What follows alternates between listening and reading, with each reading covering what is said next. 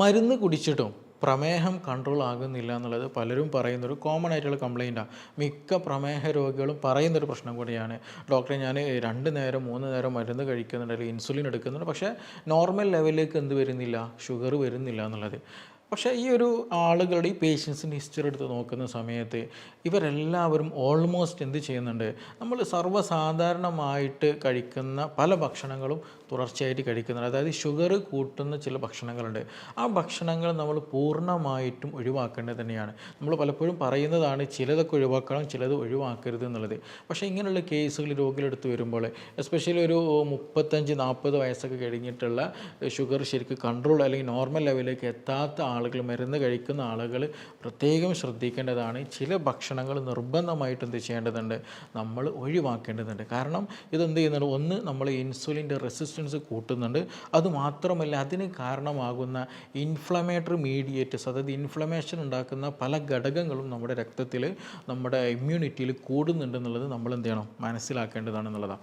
അപ്പോൾ ഇന്ന് നമ്മൾ ഒരു വീഡിയോയിൽ പറയാൻ ഉദ്ദേശിക്കുന്ന വിഷയം, പ്രമേഹ രോഗികൾ നിർബന്ധമായിട്ടും ഒഴിവാക്കേണ്ട ഒരു 10 ഭക്ഷണങ്ങൾ, അതുപോലെ തന്നെ അവർ നിർബന്ധമായിട്ടും പരമാവധി കഴിക്കാൻ ശ്രമിക്കേണ്ട ഒരു 10 ഭക്ഷണങ്ങളാണ്. അപ്പോൾ ഇത് നിങ്ങൾ എന്ത് ചെയ്യാം, മരുന്ന് കഴിക്കുന്നതിന് കൂടെ തന്നെ നിങ്ങൾ പ്രാക്ടീസ് ചെയ്യുകയാണെന്നുണ്ടെങ്കിൽ മെല്ലെ മെല്ലെ നിങ്ങൾക്ക് എന്ത് ചെയ്യാൻ പറ്റും, ഷുഗർ കൺട്രോൾ ആക്കി വരാനും പറ്റും. അതിൻ്റെ കൂടെ തന്നെ എന്ത് ചെയ്യാം, നമുക്ക് ഒന്നുകൂടെ ഒരു ഹെൽത്തി ആയിട്ട് ഷുഗർ മൂലമുള്ള പ്രയാസങ്ങൾ കുറയ്ക്കാൻ എന്ത് ചെയ്യും, നന്നായിട്ട് സഹായിക്കുന്നതാണ്. അപ്പോൾ ഇന്ന് ഈ വിഷയമാണ് ഇവിടെ നമ്മൾ ഡിസ്കസ് ചെയ്യാൻ പോകുന്നത്. എൻ്റെ പേര് doctor Siraj, medical officer, QNB health care, Koduvally.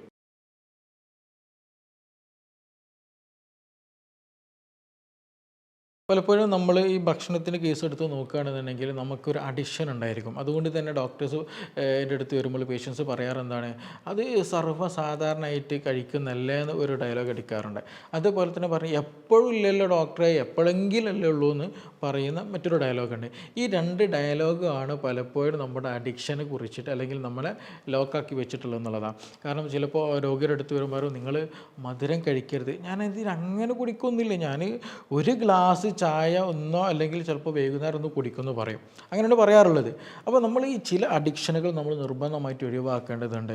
അതെന്തുകൊണ്ടെന്ന് ചോദിക്കുകയാണെന്നുണ്ടെങ്കിൽ, ചില ഭക്ഷണങ്ങൾ ഞാൻ നേരത്തെ പറഞ്ഞ പോലെ എന്ത് ഇൻസുലിൻ്റെ റെസിസ്റ്റൻസ് കുറയ്ക്കൽ മാത്രമല്ല, അതിന് ആനുപാതികമായിട്ട് തന്നെ എന്ത് ചെയ്യുന്നുണ്ട്, ഇൻഫ്ലമേഷൻ കൂടെ ബോഡിയിൽ കൂടുന്നുണ്ട്. അപ്പോൾ അതുകൊണ്ട് തന്നെ പ്രമേഹത്തിൻ്റെ കൂടെ തന്നെ കാർഡിയോവാസ്കുലർ ഡിസീസുകൾ, പെട്ടെന്ന് സ്ട്രോക്ക് പോലുള്ള കണ്ടീഷൻ വരാൻ സാധ്യതയുണ്ട്, രക്തം കട്ടപിടിക്കാനൊക്കെയുള്ള സാധ്യത, അങ്ങനെ വിവിധ അസുഖങ്ങൾക്കും കൂടെ എന്തുണ്ട്, അത് പിന്നീട് നയിക്കുന്നുണ്ടെന്നുള്ളതാണ്. അപ്പോൾ അതിൽ ഒന്ന് നമുക്ക് ഡിസ്കസ് ചെയ്യാനുള്ളൊരു ഭക്ഷണം എന്ന് വെച്ചിട്ടുണ്ടെങ്കിൽ വേറെ ഒന്നുമല്ല, മധുര പലഹാരങ്ങൾ തന്നെ പായസമായിട്ട് അല്ലെങ്കിൽ ലഡുവായിട്ട് ജിലേബി ആയിട്ടൊക്കെ എന്ത് ചെയ്യുക, നമ്മൾ കഴിക്കുന്ന ഭക്ഷണങ്ങളാണ്. അപ്പോൾ ഇതിൻ്റെ അടുത്ത് നോക്കുകയാണെങ്കിൽ ഒന്ന് സിമ്പിൾ ഷുഗറാണ്. പെട്ടെന്ന് എന്ത് ചെയ്യും, നമ്മുടെ രക്തത്തിൽ ഷുഗർ പെട്ടെന്ന് സ്പൈക്ക് ചെയ്യും. നമ്മൾ കഴിക്കുമ്പോൾ തന്നെ എന്ത് ചെയ്യും, ഷുഗർ പെട്ടെന്ന് കൂടും എന്നുള്ളതാണ്. അതുമാത്രമല്ല ചിലപ്പോൾ പലതും എന്ത് ചെയ്യും, സാച്ചുറേറ്റഡ് ഫാറ്റ് ഉണ്ട്. നമ്മളത് ഈ പറഞ്ഞതുപോലെ ഓയിലോ മറ്റു കാര്യങ്ങളൊക്കെ ഉണ്ടാക്കുന്ന സമയത്ത് സാച്ചുറേറ്റഡ് ഫാറ്റും കൂടെ വരും. അപ്പോൾ വരുമ്പോൾ ഒന്ന് ഇൻഫ്ലമേഷന് നല്ലോണം കൂടും. അത് മാത്രമല്ല കൊളസ്ട്രോളും കൂടുന്നുണ്ട്, അതിൻ്റെ കൂടെ തന്നെ ഇൻസുലിൻ റെസിസ്റ്റൻസും കൂടുന്നുണ്ട്. അപ്പോൾ നമ്മളൊരു ഭാഗത്ത് മെഡിസിൻ കഴിക്കുന്നുണ്ട് ഷുഗർ കുറയാൻ, മറ്റൊരു ഭാഗത്ത് ഇതിന് നേരെ ഓപ്പോസിറ്റ് ആയിട്ടുള്ള കാര്യമാണ് ചെയ്യുന്നുള്ളത് നമ്മൾ അറിഞ്ഞിരിക്കണം എന്നുള്ളതാണ്. ഞാനിപ്പോഴും പറയുന്നുണ്ട്, ഓട്ടയുള്ള ദ്വാരമുള്ള ബക്കറ്റിൽ പാത്രത്തിൽ എത്ര വെള്ളം ഒഴിച്ചിട്ടും കാര്യം ഉണ്ടായിരിക്കില്ല, അതിങ്ങനെ പോകത്തേ ഉള്ളൂ. അപ്പോൾ അതുകൊണ്ട് ഒന്ന് നമ്മൾ എന്ത് ചെയ്യുക, ഷുഗറുള്ള ഭക്ഷണ പദാർത്ഥങ്ങൾ പൂർണ്ണമായിട്ട് ഒഴിവാക്കാൻ ശ്രദ്ധിക്കുക എന്നുള്ളതാണ്. അപ്പോൾ നിങ്ങൾ വൺ ടൈം ഞാൻ ഒരു നേരമല്ലേ കഴിക്കുന്നുള്ളൂ, അല്ലെങ്കിൽ ഇടയ്ക്കൊന്ന് കഴിക്കുക എന്ന് പറയുമോ, പക്ഷേ ആ ഒരു നേരം കഴിച്ചു കഴിഞ്ഞാൽ തന്നെ എന്ത് ചെയ്യും, നിങ്ങളുടെ ബോഡിയിൽ വലിയ തോതിൽ മാറ്റം ഉണ്ടായിരിക്കും. നമ്മൾ കാണുമ്പോൾ ചെറിയ ഒരു ലഡു ആയിരിക്കും ഉണ്ടാകുക, പക്ഷേ അതിൻ്റെ ഒരു എഫക്റ്റ് ബോഡിയെ സംബന്ധിച്ചിടത്തോളം വലുത് തന്നെയാണ്. അപ്പോൾ ഒന്ന് ആ ഒരു ഭക്ഷണം ഒഴിവാക്കുക എന്നുള്ളതാണ്. രണ്ടാമത് നമുക്ക് ഡിസ്കസ് ചെയ്യാനുള്ള സോഫ്റ്റ് ഡ്രിങ്ക്സുകളാണ്. പാക്കഡ് ആയിട്ടുള്ള ഡ്രിങ്ക്സുകളുണ്ട്, 7up പോലെയുള്ള കാർബണേറ്റഡ് ആയ ഡ്രിങ്ക്സുകളുണ്ട്, അല്ലാത്ത ജ്യൂസുകളൊക്കെ ഒന്ന് മാർക്കറ്റിൽ അവൈലബിൾ ആണ് അല്ലേ, മുന്തിരിയുടെയും മാംഗോയുടെ ഒക്കെ എന്ത് ചെയ്യുക, ജ്യൂസുകൾ അവൈലബിൾ ആണ്. അപ്പോൾ ഇതിൽ ഒന്ന് എന്താ വെച്ചിട്ടുണ്ടെങ്കിൽ ഈ കെമിക്കൽസുകൾ നല്ലോണം ആഡ് ചെയ്തിട്ടുണ്ടായിരിക്കും എന്നുള്ളത്. സ്റ്റോറിങ്ങിന് വേണ്ടിയിട്ടുള്ള കെമിക്കൽസുകളും പ്രിസർവേറ്റീവ്സ് നല്ലോണം ആഡ് ചെയ്തിട്ടുണ്ടായിരിക്കും. മാത്രമല്ല കളറിങ് ഏജൻസുകൾ കൂടുതലായിരിക്കും, അതിന് കൂടെ തന്നെ നല്ല മധുരം കൂടെ ഉണ്ടാകും എന്നുള്ളതാണ്.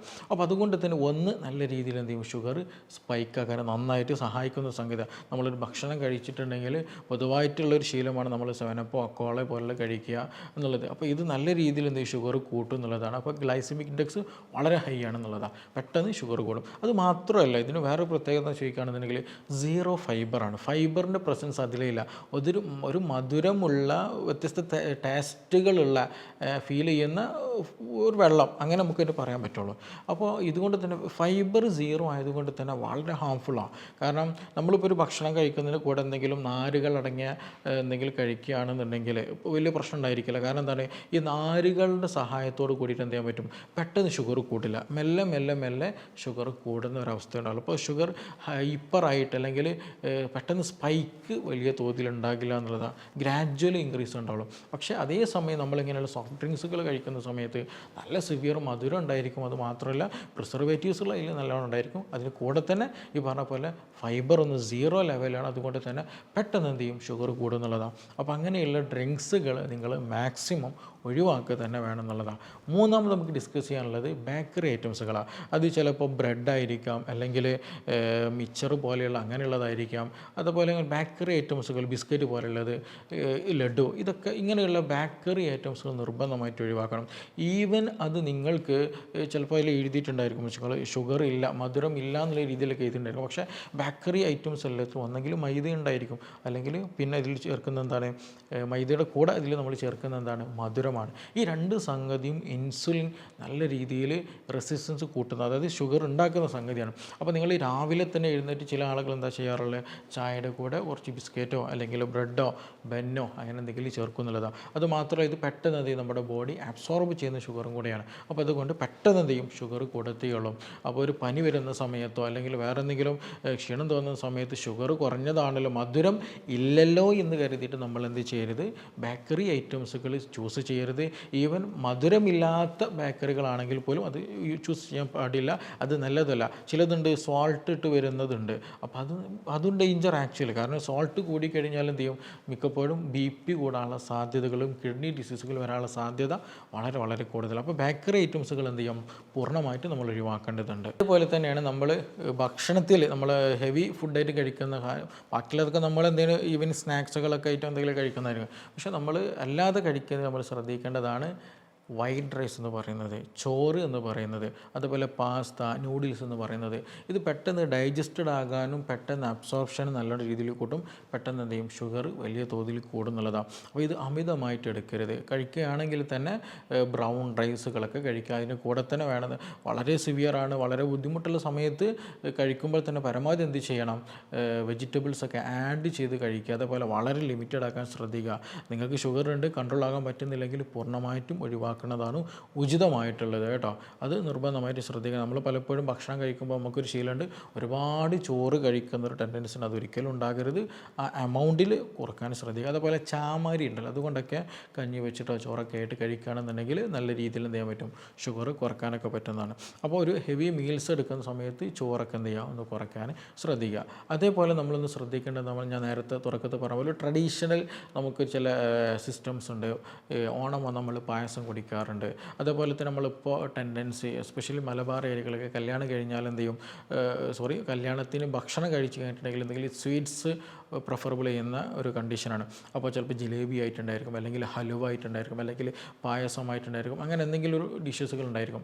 അപ്പോൾ ഇത് വളരെ നല്ല രീതിയിൽ എന്ത് ചെയ്യുന്നതാണ്, ഷുഗർ കൂട്ടുന്നതാണ്. അപ്പോൾ നമ്മൾ ഓൾറെഡി കല്യാണമൊക്കെ കഴിക്കുമ്പോൾ നല്ല ഫുഡൊക്കെ കഴിച്ചു, അതിന് കൂടെ തന്നെ ഇതും കൂടി ആകുമ്പോൾ വളരെ നല്ല രീതിയിൽ എന്ത് ചെയ്യും, നല്ല ബോഡിക്ക് നല്ല ലോഡിങ് വരും, പാൻക്രിയാസിന് ഡാമേജ് ഉണ്ടാകാനുള്ള സാധ്യതയുണ്ട്, കൂടുതൽ എന്ത് ചെയ്യും, ഇൻസുലിൻ റെസിസ്റ്റൻസ് കൂടും എന്നുള്ളതാണ്. അപ്പോൾ ഇൻഫ്ലമേഷൻ നല്ലോണം കൂടും, അത് ബോഡിക്ക് നല്ലോണം ബാധിക്കും എന്നുള്ളത്. അപ്പോൾ അങ്ങനെയുള്ള ഭക്ഷണ പദാർത്ഥങ്ങൾ അമിതമായിട്ട് എടുക്കുന്നതും കഴിക്കുന്നതൊക്കെ നിർബന്ധമായിട്ട് നമ്മൾ ശ്രദ്ധിക്കുക. അതുപോലെ തന്നെയാണ് ഫ്രൈഡ് ആയിട്ടുള്ള ഐറ്റംസുകൾ പരമാവധി വയ്ക്കുക. നമ്മൾ ഈവൻ പഴംപൊരി ആകട്ടെ, ഉണ്ണിയപ്പാകട്ടെ, പൊരിച്ചുകൊണ്ടെടുക്കുന്ന ഭക്ഷണങ്ങൾ നിർബന്ധമായിട്ട് ശ്രദ്ധിക്കണം. കാരണം ഇങ്ങനെയുള്ള പദാർത്ഥങ്ങളിൽ ബാജി പോലെയുള്ളത്, പിന്നെ അതുപോലെ തന്നെ പക്കോട പോലെയുള്ളത്, ഇതൊക്കെ നമ്മളൊരു എന്താ പറയുക ചില ശീലങ്ങളാണ്, അതില്ലാതെ പറ്റത്തില്ല എന്ന് പറയുന്ന ഒരു കണ്ടീഷനാണ് നമ്മുടെ നാട്ടിലുള്ളത്. അപ്പോൾ ഇത് കഴിക്കുന്ന സമയത്ത് എന്താ സംഭവിക്കുന്നത്, ഒന്ന് അതിൽ വളരെ നല്ല രീതിയിൽ കാർബ് ഉണ്ട് എന്നുള്ളത് തന്നെയാണ്, നല്ല രീതിയിൽ ഷുഗർ കൂട്ടും, പെട്ടെന്ന് ഷുഗർ സ്പൈക്ക്. രണ്ടാമത് എന്താണ്, സാച്ചുറേറ്റഡ് ഫാറ്റുകളാണെന്നുള്ളത് നമ്മൾ അറിയണം.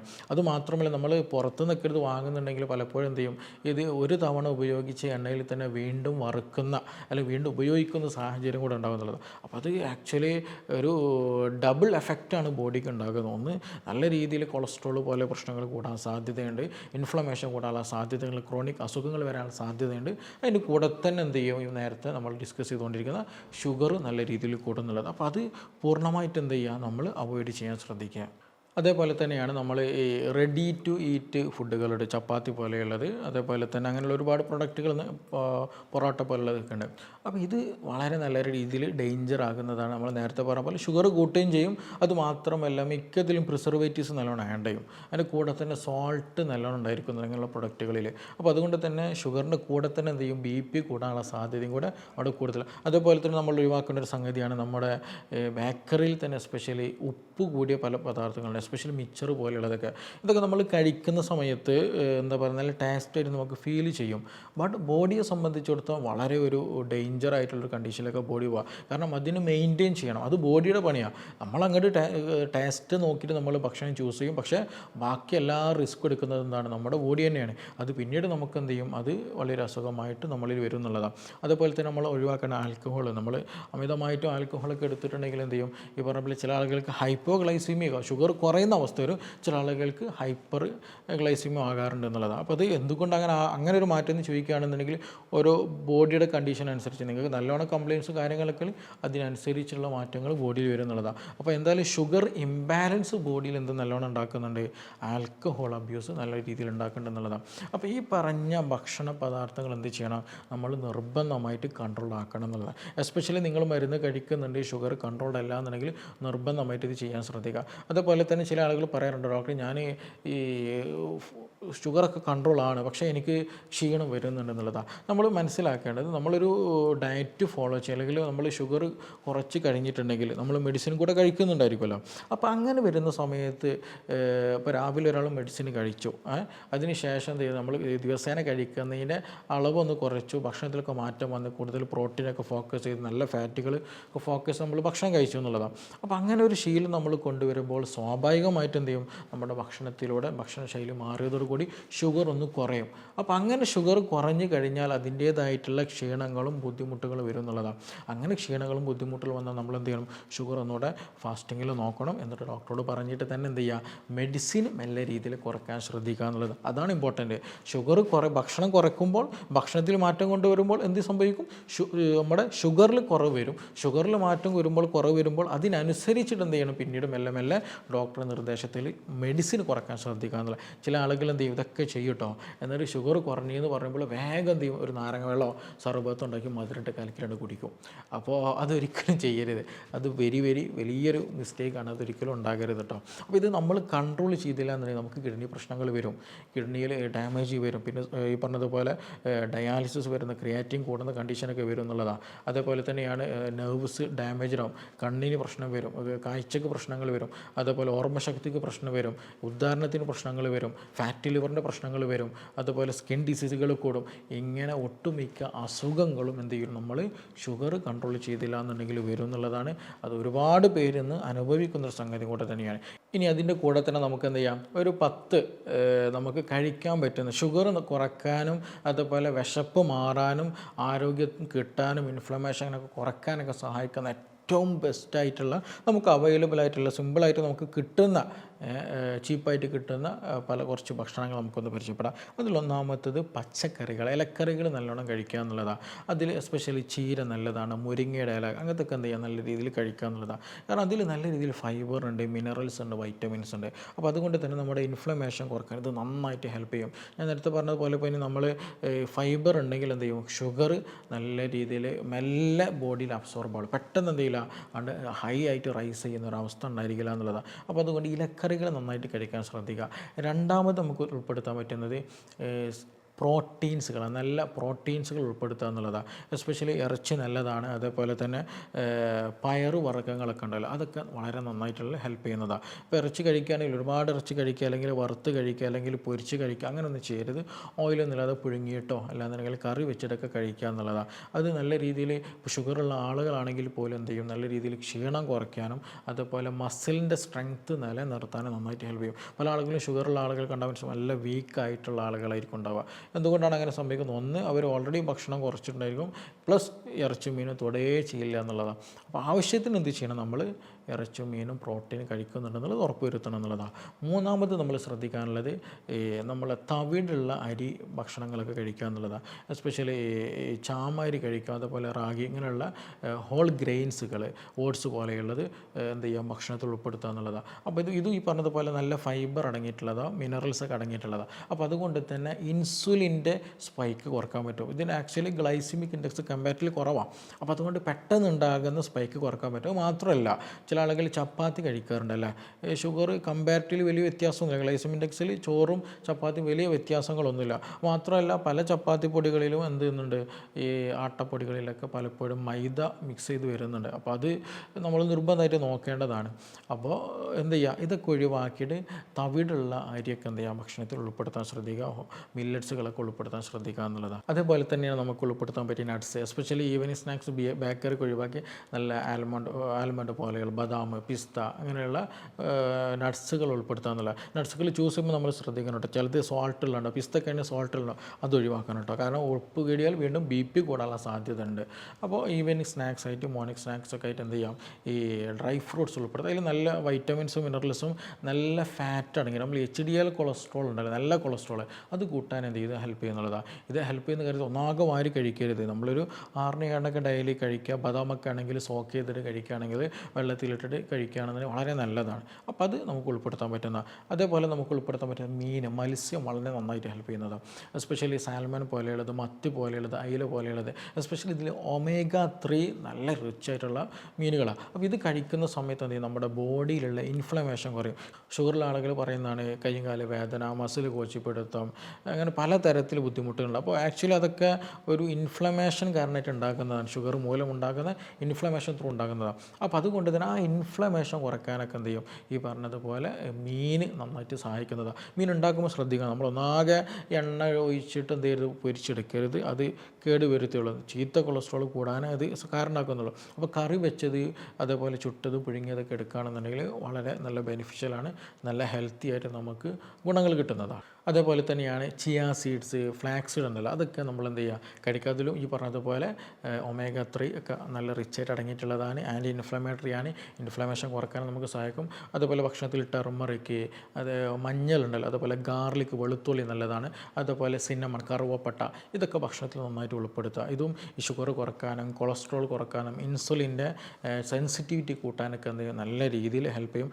ഡൈജഷൻ ഇമ്പ്രൂവ് ചെയ്യാനൊക്കെ ഇത് നന്നായിട്ട് ഹെൽപ്പ് ചെയ്യുന്നതാണ്. അപ്പോൾ ഈ അതിന് കൂടെ തന്നെ ഗ്രീൻ ടീ എന്ത് ചെയ്യണം, നമ്മൾ മധുരം ഇടാതെ കഴിക്കണം കേട്ടോ. ഒരു മോർണിംഗിലോ ഈവനിങ്ങിൽ കഴിക്കുകയാണെങ്കിൽ നല്ല റിച്ച് ആൻറ്റി ഓക്സിഡൻ്റാണ്. അപ്പോൾ അതുകൊണ്ട് തന്നെ രക്തം ഇമ്പ്രൂവ് ആവാൻ, രക്തത്തിൻ്റെ ഓട്ടം കൂട്ടാനും അതുപോലെ ഇൻസുലിൻ്റെ സെൻസിറ്റിവിറ്റി കൂട്ടാനൊക്കെ ഇത് നന്നായിട്ട് ഹെൽപ്പ് ചെയ്യുന്നുള്ളതാണ്. അപ്പോൾ ഈ നമ്മുടെ ഭക്ഷണം എന്ത് ചെയ്യുക, ഇത് ഞാൻ പറഞ്ഞപ്പോൾ തന്നെ നിങ്ങൾക്ക് പലർക്കും മനസ്സിലായിട്ടുണ്ടായിരിക്കും, ഈ ഭക്ഷണം മൂലം ഞാനിത് ഒഴിവാക്കിയിട്ടില്ല, ഇതുകൊണ്ട് എനിക്കിത് കൂടുന്നുണ്ട് എന്നുള്ളത്. അപ്പോൾ ഈ പറഞ്ഞ ഭക്ഷണങ്ങൾ കഴിക്കുകയും വേണം. ഞാൻ ആദ്യം പറഞ്ഞത് നിങ്ങൾ പൂർണ്ണമായിട്ട് ഒഴിവാക്കുകയും വേണം. അതിന് കൂടെ തന്നെ എന്തെങ്കിലും നമ്മൾ കഴിക്കുന്ന സമയം, അത് കറക്റ്റ് സമയത്ത് കഴിക്കുക. തോന്നിയ സമയത്ത് നമ്മൾ കഴിക്കുമ്പോൾ നമ്മുടെ ബോഡിയിൽ ഗ്ലൂക്കോസ് ഇംബാലൻസ് നല്ലോണം ഉണ്ടാകും. അപ്പോൾ എപ്പോഴാണോ വിശക്കുന്നത് ആ സമയം ഒരു കറക്റ്റ് ടൈം പീരീഡ് നമ്മൾ വെക്കുകയാണെന്നുണ്ടെങ്കിൽ ഒരു പണ്ട് കാലങ്ങളിലൊക്കെ അങ്ങനെയാണ്, നമ്മൾ ഒരു ടൈം പീരീഡ് ഉണ്ടായിരുന്നു എല്ലാവർക്കും. ഇന്ന് നമുക്ക് ടൈമിംഗ് ഇല്ല, തിന്നുകൊണ്ടേ ഇരിക്കുക, തിന്നില്ലെങ്കിൽ തീരെ തിന്നില്ല എന്നുള്ള. അപ്പോൾ അങ്ങനെ ഉണ്ടാകരുത്. അങ്ങനെ ഉണ്ടായിക്കഴിഞ്ഞാൽ എന്ത് ചെയ്യും, ഇൻസുലിൻ ലെവൽ ബോഡിയിൽ നല്ലോണം മാറ്റം വരും. അത് നല്ല രീതിയിൽ എന്ത് ചെയ്യും, കോശങ്ങൾക്ക് ഡാമേജ് വരുത്തുന്നതാണ്. അപ്പോൾ ആ കാര്യം കൂടെ നമ്മളൊന്ന് ശ്രദ്ധിക്കുക എന്നുള്ള കേട്ടോ. അപ്പോൾ നിങ്ങൾ ഷുഗർ കറക്റ്റ് നോർമൽ ആവണമെന്നുണ്ടെങ്കിൽ മരുന്നിൻ്റെ കൂടെ തന്നെ എന്ത് ചെയ്യുക, ഈ ഭക്ഷണങ്ങളൊക്കെ ഒന്ന് കൺട്രോൾ ചെയ്യുക. എന്നിട്ട് ഷുഗർ കുറയുന്നതിനനുസരിച്ച് ഡോക്ടർ നിർദ്ദേശം അനുസരിച്ചിട്ട് തന്നെ എന്ത് ചെയ്യുക, ഈ പറഞ്ഞതുപോലെ മെഡിസിൻ നല്ല രീതിയിൽ കുറയ്ക്കാൻ ശ്രദ്ധിക്കുക. അതിൻ്റെ കൂടെ ഇതിനൊക്കെ പുറമെ തന്നെ എന്ത് ചെയ്യുക, നല്ല രീതിയിൽ ഉറങ്ങാനും ശ്രദ്ധിക്കണം, നല്ല രീതിയിൽ വ്യായാമം ചെയ്യാനും കൂടെ ഒന്ന് ശ്രദ്ധിക്കുക. ഷുഗർ സിമ്പിളായിട്ട് നമുക്ക് കുറയ്ക്കാൻ പറ്റുന്നതാണ്. അപ്പോൾ ഈ വിഷയത്തിൽ നിങ്ങൾക്ക് എന്തെങ്കിലും സംശയങ്ങൾ കൂടുതലൊക്കെ അറിയാനൊക്കെ താല്പര്യം ഉണ്ടെങ്കിൽ താഴെ തന്നിട്ടുള്ള നമ്പറിൽ ബന്ധപ്പെടാവുന്നതാണ്. നമുക്കിനി മറ്റൊരു ഇഷ്യൂമായി ബന്ധപ്പെട്ടിട്ട് വീണ്ടും കാണാം. Thank you.